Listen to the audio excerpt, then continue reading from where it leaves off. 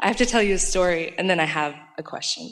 The story is just to attest to how powerful this is, this law of attraction. I'm an actor, so I work in the theater, and I was backstage one night, and I was feeling a little down. And I listened to one of your recordings, and you told a girl that in order for the love of her life to come in, all she had to do was just think about blue glass and butterflies.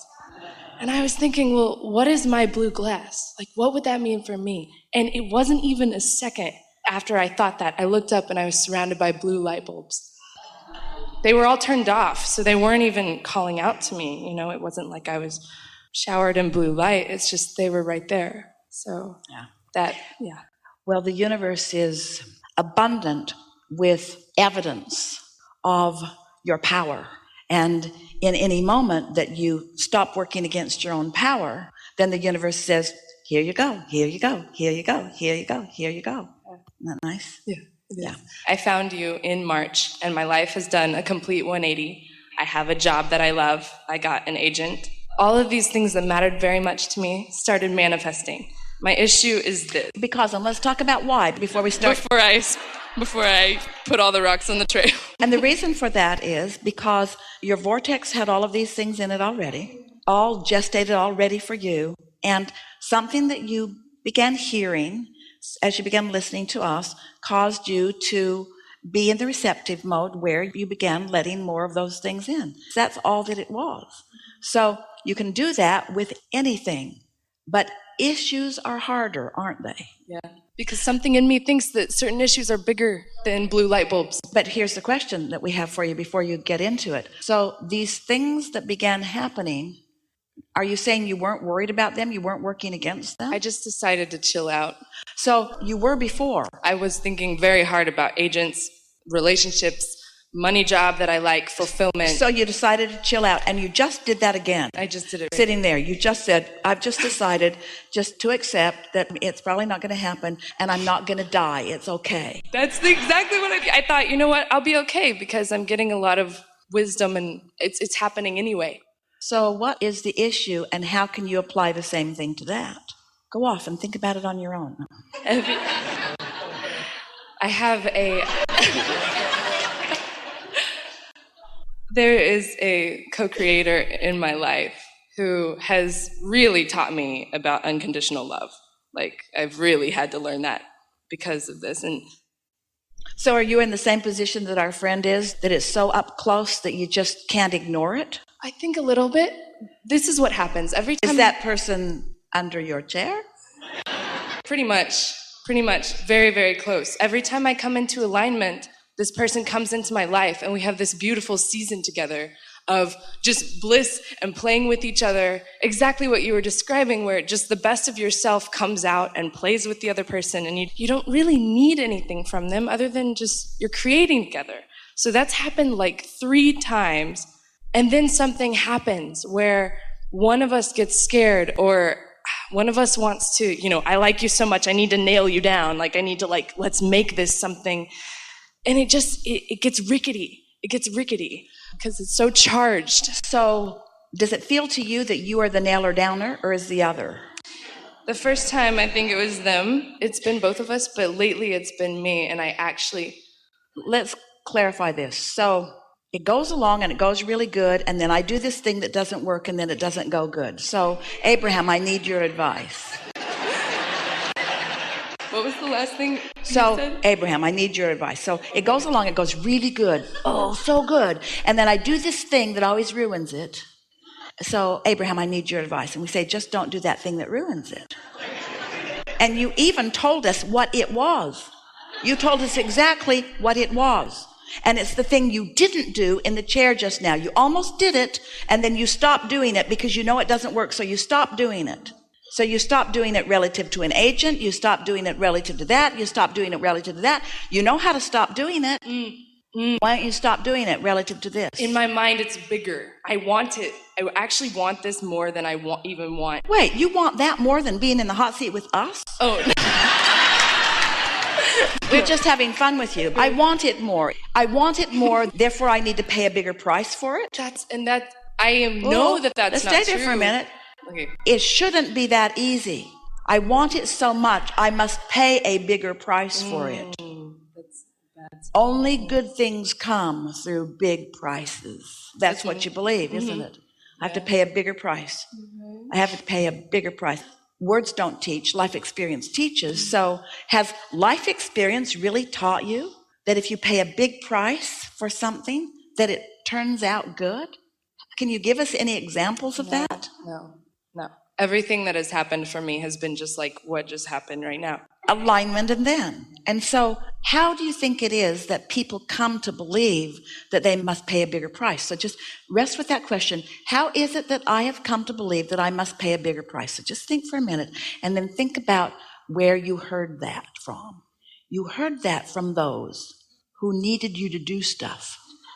You heard that from those who said, hey, the world doesn't revolve around you, even though it does. Who said to you, hey, it's not supposed to come easy. You're supposed to have to do all of these things. When I was your age, I had to do this and this and this, and I walked 10 miles both ways in the snow, and we didn't have cars, and we didn't have Twitter, and we're exaggerating from the olden days. Yeah, you sound like my dad.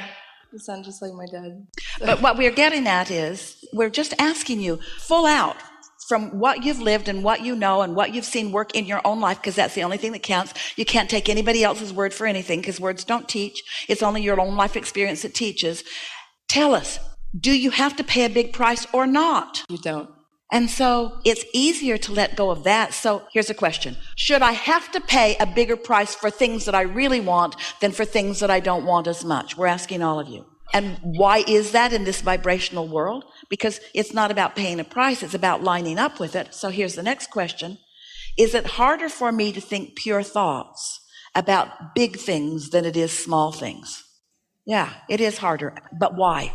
Why is it harder to think pure thoughts about big things than about small things? Wanting it more, you'd think that it would be easier. Why is it harder to think pure thoughts about things that I really want than about smaller things? There's more resistance the more that you want it. There's more resistance in the things that I really want because I've thought about them longer. Because that's why we're trying to get everybody to set aside, to focus on something else rather than the issue, and the issue will diffuse itself because the issue will not keep its negative beliefs alive without you. The issue cannot keep its negative beliefs alive without your attention to the issue. And if you take your attention off the issue, those negative beliefs will peter out. They will dissipate. They will become non-players in your vibrational symphony. Do you like that? We came a long way with that. That's really, really good. It's as easy to create a castle as a button. Here we have a really good question for you. You're going to really like this. Which has more resistance? Something that I sort of want and I don't have any negative belief about it, or something that I really, really, really, really want and I have a lot of negative belief about it? Which has more resistance? It's obvious. But here's an even better question. Which is more powerful? Which is more powerful? Something I really, really, really, really want that I have a lot of resistance about, or something that I sort of want that I have no resistance? Which is more powerful? It's more powerful to want it barely with no resistance than to really want it with all kinds of resistance. How about that? Doesn't it make you want to just stop trying so hard? Take the effort factor out of it and things will start happening for you. You think there's more power in the struggle and the trying, and maybe you've parlayed your desire into a stronger place. But when you've got a desire that you are countering equally, you have no power. But when you sort of want it and you're not countering it at all, powerful and ready to gain more power. And when something pure, meaning not contradicted by belief, when something that you want, you just want it, and you allow the momentum on that to build, then magic happens in your experience, or what others think is magic. Did we get there for you? Yes, but I have one more question just to hone in on it a little bit more. With this particular person, since I come into alignment and then he comes right into my life, it leads me to believe that is... It leads you to believe that he's in alignment. It does. Yeah, it does. And that's why I love being around him. And everything so? Clears when... And so? Give him to her. I don't know. Oh, hell no. Hell no.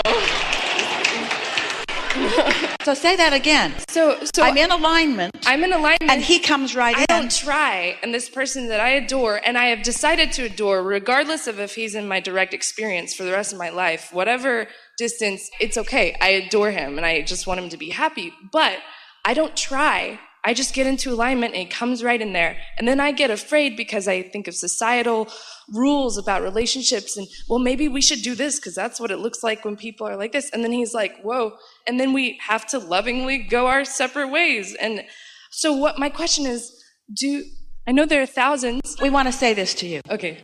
You get to want what you want. You get in alignment, he comes, you want him to stay, you want him to commit, you want him to do whatever it is. And so you get to want what you want, but you can't contradict what you want by the condition making you not believe it. If you can continue to want what you want and not let the condition convince you that what you want isn't happening right now, then the thing that isn't happening can begin to happen. That was a really big statement. Did you hear it? Mm-hmm. You get to want what you want. But when the situation that's happening keeps you from believing what you want, then that's what goes wrong with it. I don't want to press it because I respect what he wants as well. And I've also heard you say, don't pull someone else into the vortex. Don't work too hard to pull someone else in with you. You know, if they want something else, let them. But I do want him. You're just going to really like this so much. Okay. Sometimes, and this is what's happening here, by insisting on what you want before another is ready, and you try to pull them into the vortex, you're not pulling him into his vortex, you're pulling him out of his vortex. Now, you really can't pull him in or out. So that's why you have to leave him out of the equation. You have to want what you want and believe what you want and allow what you want, and what you want will come, and most likely through him. But when you try to make it be this way right here, right now, before somebody else is ready, the backlash happens. Here's why. Think about electricity and think about an open circuit. And think about you being tuned in, tapped in, turned on. You've got all of this energy flowing through you, and you are flowing it toward this desire. Let's say, in this case, toward this specific person. This desire about this person, and you're flowing it. But let's say that for whatever reason, that person isn't in complete agreement with what you're doing. Now, the tendency would be to say, okay, then that person has closed their circuit because he wants something different. So his circuit is closed while mine is open, and so I'm getting electrocuted.